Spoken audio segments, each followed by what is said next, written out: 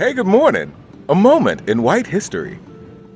But perhaps the best example of how European ethnics would finally gain the full benefits of whiteness came with an innovation in housing at the end of World War II.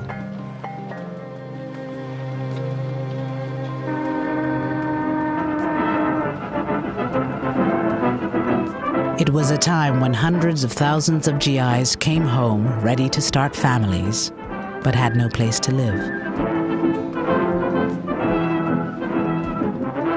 Living space was at a premium. When in the Bronx, they tried building Quonset huts, and they turned to slums. All the Quonset huts had just disintegrated. There were two families sharing a hut. One family at one end, one family at the other, and before you know it, they were awful. FHA came to the rescue by insuring long-term, low monthly payment mortgage loans. Veterans needed homes for families. They turned to a revolutionary New Deal housing program. It would racialize housing, wealth, and opportunity for decades in ways few could have imagined. In the 1930s, the federal government created the Federal Housing Administration, whose job it was to provide loans or the backing for loans to average Americans so they could purchase a home. Due to the stimulation of the National Housing Act, from every section of the country come reports of vastly... In order to purchase a house in America prior to 1930s, you had to pay 50% of the sales price up front. The new terms of purchasing a home was that you put 10% or 20% down, and the bank financed 80% of it, not over 5 years, but over 30 years at relatively low rates. This opened up the opportunities for Americans to own homes like ever before. The average person could own that home. If these terms sound familiar, they should, because this is essentially the same financing scheme that allows most Americans to own their homes today. Federal programs and banks sank millions into the home construction industry. Their message to veterans: you can afford a new home. Buy a new home now.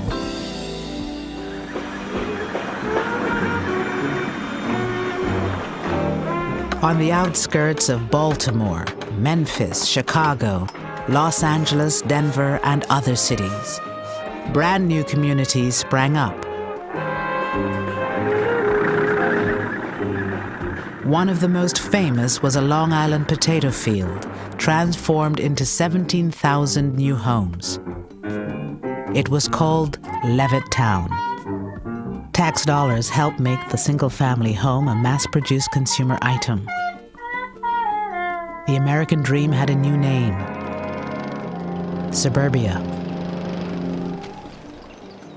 You have to remember the people who came here in 1947, 1948 were young ex-GIs whose uppermost concern was taking advantage of the GI Bill and making things better for themselves. Before moving to Levittown, Herb Callisman and his wife Doris lived in a cramped attic apartment in New York City. And when we began to look for an apartment, we found that the apartments were $100, $125, $150 a month. I know that's unbelievable today, but it was too expensive for us. And out here in Levittown, the mortgage payments was $65 a month. Your kitchen dazzles every eye. A brand new sink, a built-in oven, a new refrigerator, and a... If you were buying a Levitt home in 1947, 48, 49, 50, and 51, you would get, this would be your kitchen. You would get a GE stove, GE refrigerator, and a Bendix wash machine. It would be part of the real estate.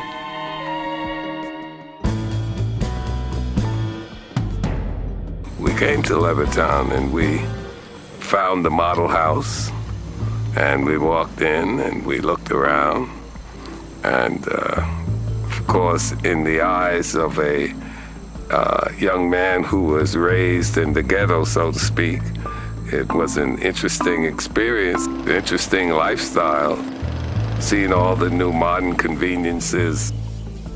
Very fascinating. Eugene Burnett came home with almost 1 million other black GIs. They had fought for the country in segregated ranks. They returned hoping for equality and the American dream. For many, that dream was a new home for little money down and some of the easiest credit terms in history.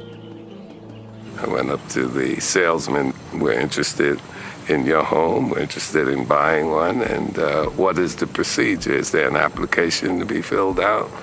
So forth. So he looked at me, looked around, and he said to me, he says, listen, it's not me, but the owners of this development have not as yet decided to sell these homes to Negroes. It was as though it wasn't real. You can't imagine.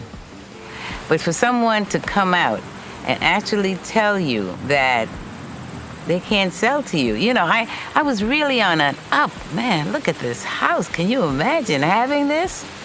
And then for them to tell me because of the color of my skin, I can't be a part of it. The FHA underwriters warned that the presence of even 1 or 2 non-white families could undermine real estate values in the new suburbs. These government guidelines were widely adopted by private industry. Race had long played a role in local real estate practices. Starting in the 1930s, government officials institutionalized a national appraisal system where race was as much a factor in real estate assessment as the condition of the property. Using this scheme, federal investigators evaluated 239 cities across the country for financial risk. So that those communities that were all white, suburban, and far away from minority areas, they received the highest rating, and that was the color green. Those communities that were all minority or in the process of changing, they got the lowest rating